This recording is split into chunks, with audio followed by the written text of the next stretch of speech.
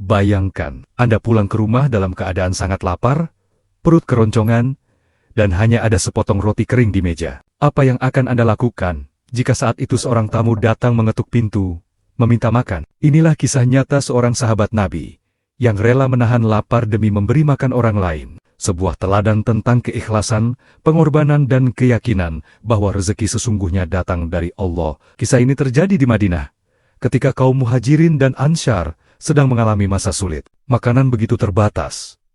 Banyak sahabat yang hanya bisa makan sekali sehari. Suatu malam, seorang lelaki miskin datang menemui Rasulullah, meminta jamuan karena perutnya kosong. Nabi pun bertanya kepada para sahabat, "Siapa yang mau menjamu tamu ini malam ini?" Salah satu sahabat dari kaum Ansyar, dalam riwayat disebut Abu Talha, berdiri dan berkata, "Aku ya Rasulullah." Ia membawa tamu itu ke rumahnya, padahal ia sendiri tidak memiliki makanan yang cukup untuk keluarga. Sesampainya di rumah, istrinya berkata dengan lirih, "Kita hanya punya makanan untuk anak-anak." Abu Talha terdiam sejenak, lalu menjawab dengan mantap, "Tidurkan anak-anak lebih awal, padamkan lampu, dan sajikan makanan untuk tamu kita. Biarkan ia makan dengan tenang, meski kita tidak mencicipinya." Malam itu, sang tamu duduk di depan hidangan yang sederhana, sementara Abu Talha dan istrinya berpura-pura ikut makan dalam kegelapan. Mereka menahan lapar sepanjang malam, agar tamu yang datang merasa dihormati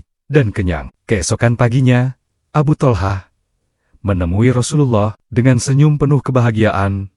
Nabi bersabda, "Allah kagum kepada kalian berdua atas apa yang kalian lakukan malam itu." Bahkan turunlah ayat Al-Quran dalam surah Al-Hasir ayat 9 yang memuji kaum Ansyar karena mereka mendahulukan orang lain di atas diri mereka, meski dalam keadaan membutuhkan. Kisah Abu Talha dan istrinya adalah bukti nyata bahwa keikhlasan melahirkan keberkahan. Mereka lapar, tetapi Allah mengenyangkan mereka dengan pahala yang jauh lebih besar. Dari peristiwa ini, kita belajar bahwa berbagi bukanlah soal banyak atau sedikit harta. Berbagi adalah soal hati yang rela mengutamakan orang lain.